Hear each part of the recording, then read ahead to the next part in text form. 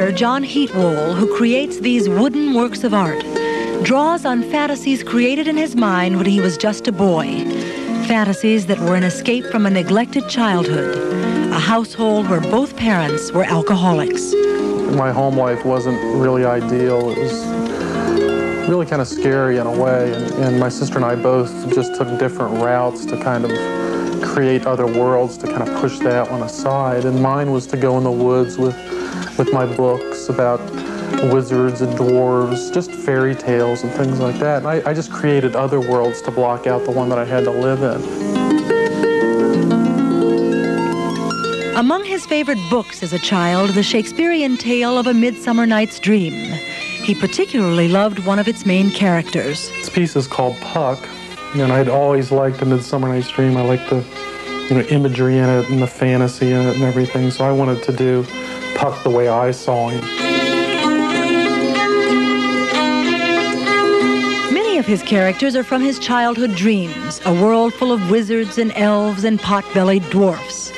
How was it that his hands learned to form these figures from his fantasies? I always had to be doing something with my hands. I always had to be working on something. And I wondered, where does that come from?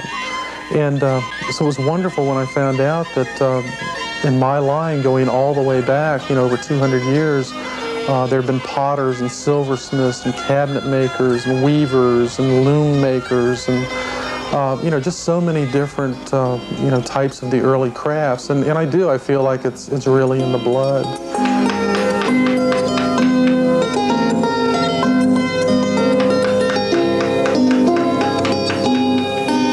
John Heatwole's roots are in Virginia's Shenandoah Valley and go back to 1760.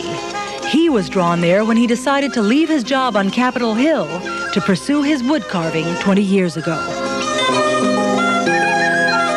The characters he creates today were his friends and companions in childhood. It was kind of lonely, and I spent a lot of time just constructing people and places and things in my mind to kind of get everything else out of the picture in my mind.